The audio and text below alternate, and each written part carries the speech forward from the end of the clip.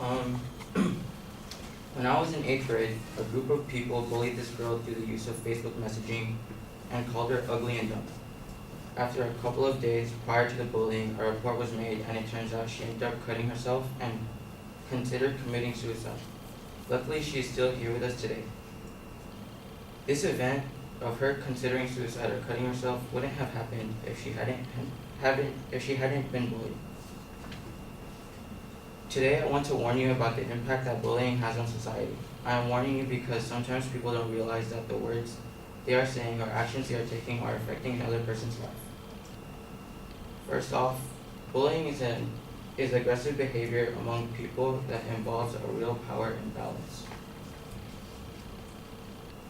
There are many different forms of bullying. One form is verbal bullying. Examples of verbal bullying include teasing, name-calling, taunting, or threatening. In 2016, the National Bullying Prevention Center collected data in which 33% of kids ranging from middle school to high school had been bullied. This was about 2 years ago, and verbal bullying still occurs to this day. Another form of bullying is cyberbullying. Cyberbullying is the act of threatening or intimidating someone through the use of technology. With the world revolving around technology, bullying someone has advanced to where you don't need to be in facial contact with the other person. The Center for Disease Control collected data in which 35.7% of high school students had been cyberbullied. Since 2015, technology has further advanced to where it is easy to hack or remain unknown. 90% of teens have been cyberbullied, and some were not aware of who it was.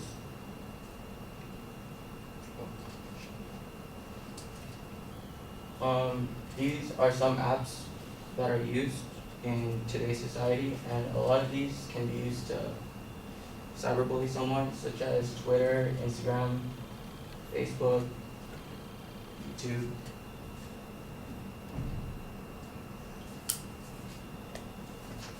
Another form of bullying is social bullying. Social bullying involves hurting someone's reputation or relationship.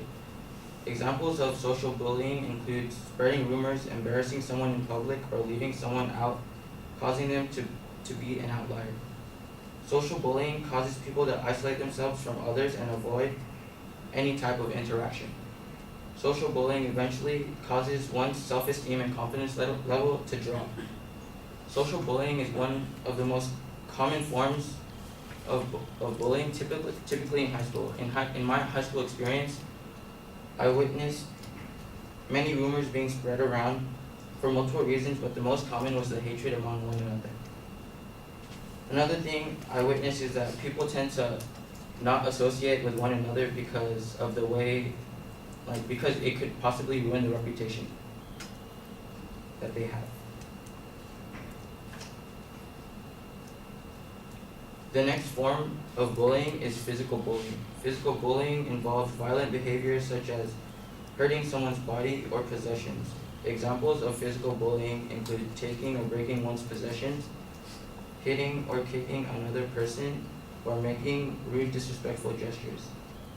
Approximately 35% of teens reported that they had been physically bullied in and out of school. 160,000 kids choose to stay home from school because of their fear of being bullied.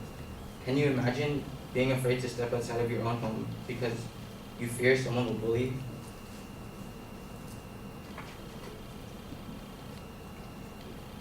Now I'll explain what bullying can lead to. Bullying another person can lead to the concept of suicide. Suicide is the act of taking one's own life intentionally. Many people are unaware that what they are doing is leading to someone to believe they are not worthy of living. Suicide caused by bullying is the third leading cause of death, resulting in an estimation of approximately 4,400 deaths per year, and that is only suicide caused by bullying.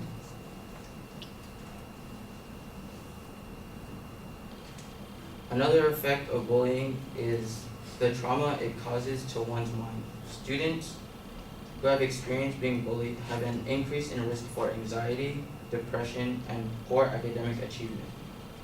A student's mental health and behavior can also be affected by the act of bullying. Not only is it traumatic for students, but for adults too. Adults who have been bullied in the past have acquired PTSD, in which the victim felt threatened or injured, or emotionally injured. So bullying can be prevented, but is mainly a choice that one person makes, and there's no way to stop that person from bullying. There are interventions in which they will help the person who had been bullied or the person who was the bully to help fix themselves. Bullying has had an impact on society for many years, and hopefully it will come to an end one day.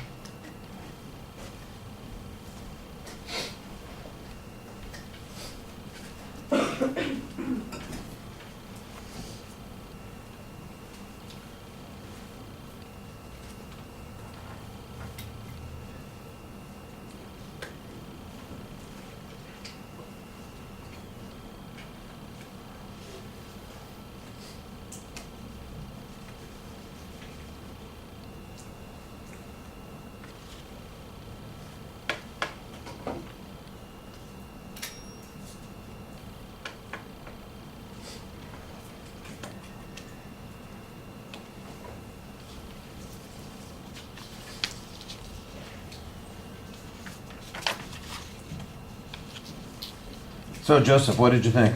Oh no, I thought it was pretty good. I mean, he had a lot of good points in there. I think he made like his switches, like he could understand like when he was like gonna talk on a different topic, he would bring it up like which topic he's gonna talk about. But for like the bowling, one thing I would tell him to do is look up a little bit more because it's kind of like just reading the cards. But like I thought it was pretty good.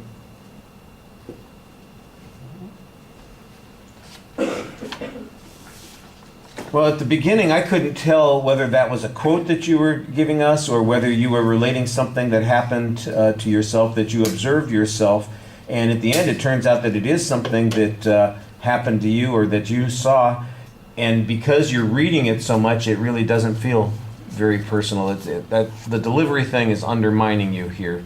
There's way too much reading going on. Now, we're not emphasizing the delivery thing right now, but I think you'll be able to see how much it undermines the impact of your argument that you are so dependent on your notes, especially on this story that you're telling at the beginning to get our attention. It just doesn't work as well as it would have otherwise if you just looked at us and talked to us and told us this story about this girl that you saw being bullied and how she ended up engaging in cutting behavior. And this would never have happened if, and don't be, I wouldn't be too shy. You don't have to identify them by their full name, but you say, and it's because, Janet, Bob, and Juan, kept harassing her about her haircut, that kind of thing.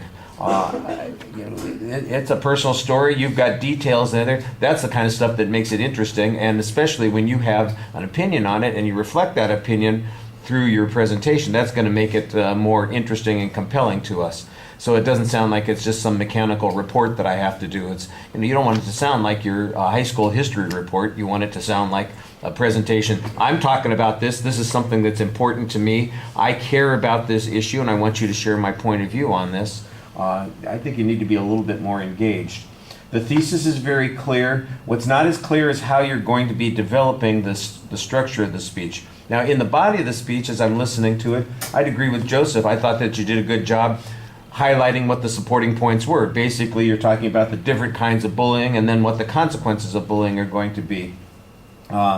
So those were pretty clear. I think your transitions could be a little bit smoother, but it was clear when you were moving from one point to another.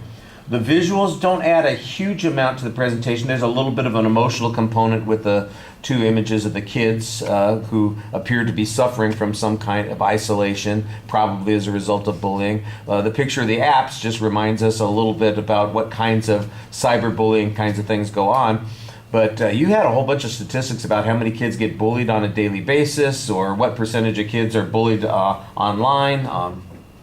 Those would have been easy things to put into some kind of visual message, either a pie chart or a graph or something like that, especially if you were talking about changes over time. If we could see what kind of level of cyberbullying there was 10 or 15 years ago to versus what there is today, that would be an easy thing to create a quick visual on that would give it a lot more impact than simply presenting some numbers in an oral presentation. So I think you missed some opportunities there. What you had was fine, but I think we're talking about how you can make things better here. So let's make sure that we do that too. I think the subject is appropriate. Like I said, organizationally, as I'm listening to it, that's okay. At the end, it feels a little bit like we could use more of a summary.